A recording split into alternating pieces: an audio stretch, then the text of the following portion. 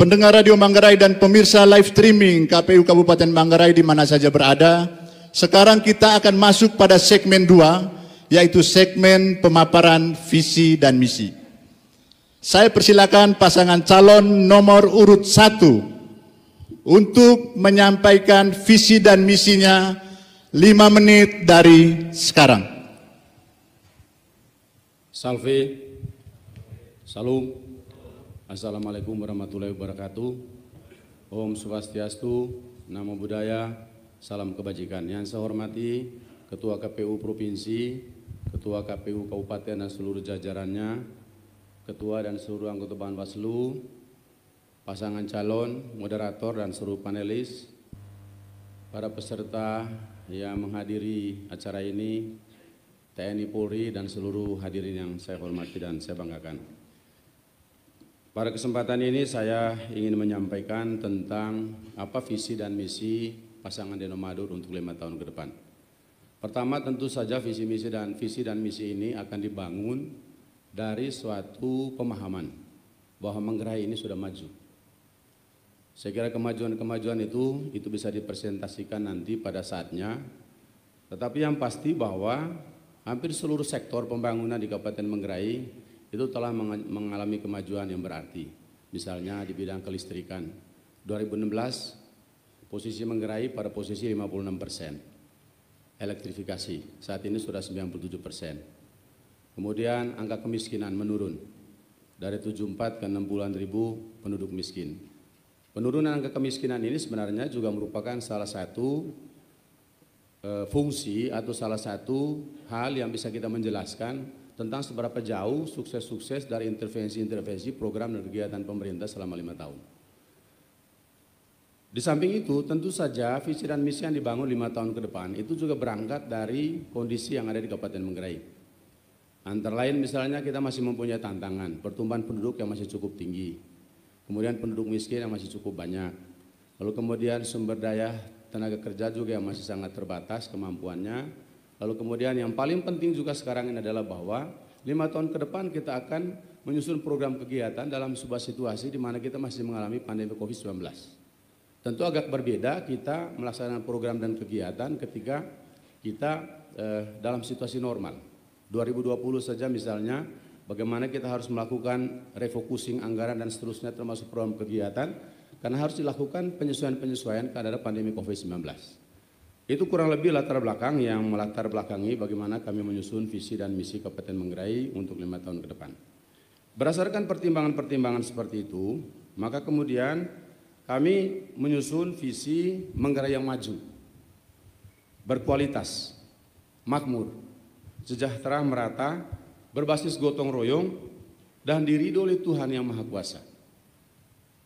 Maju itu artinya bahwa pembangunan daerah ini dimulai dari titik di mana pemerintah sebelumnya berakhir, baik kuantitas maupun kualitas pembangunan di semua sektor.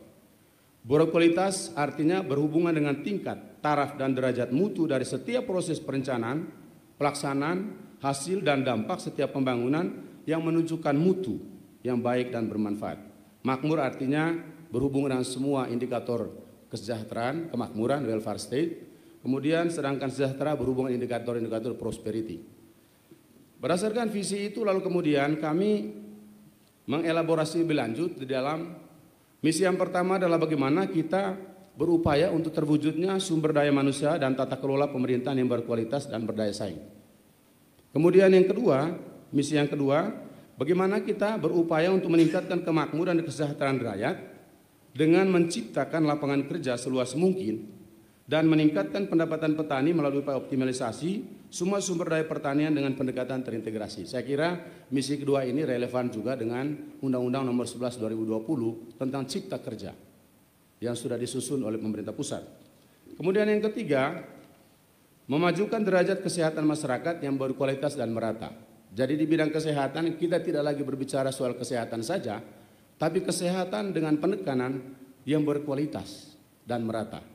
Oleh karena itu, pembangunan-pembangunan di bidang sektor kesehatan, termasuk sarana prasarana dan seterusnya, itu adalah merupakan bagian dari upaya menuju ke sana.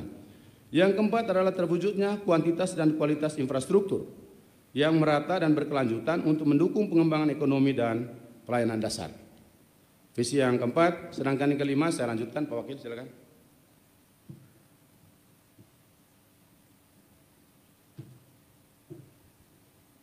Saya lanjutkan.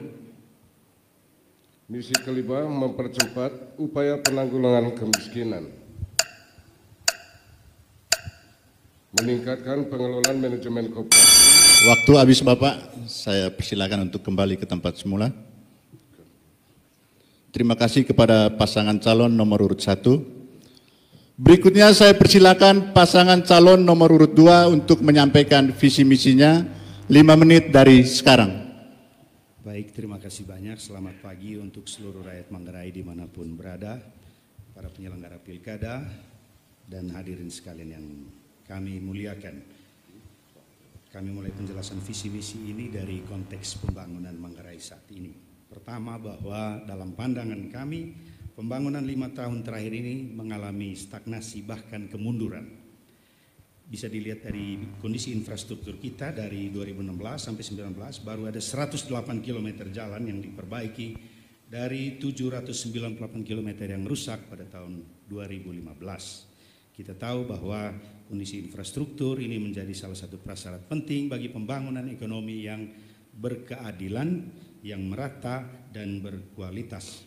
Di bidang mutu pendidikan kita merasa prihatin karena untuk tingkat SMP dalam 5 tahun terakhir Kabupaten Manggarai masih menempati urutan yang terendah.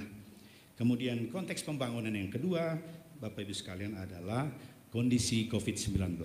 Kondisi COVID-19 yang tidak hanya berdampak pada kesehatan tetapi pada ekonomi masyarakat, juga pada pendapatan negara dan terutama pada pendapatan daerah. Kemudian yang terakhir, konteks pembangunan kita ke depan sebagai bagian dari fondasi menyusun visi misi yang baik, yang visible, adalah kondisi resesi ekonomi. Kita tahu secara nasional, triwulan 1 untuk nasional kita mengalami pertumbuhan minus 5%, kemudian di triwulan 2 kita mengalami minus 3%.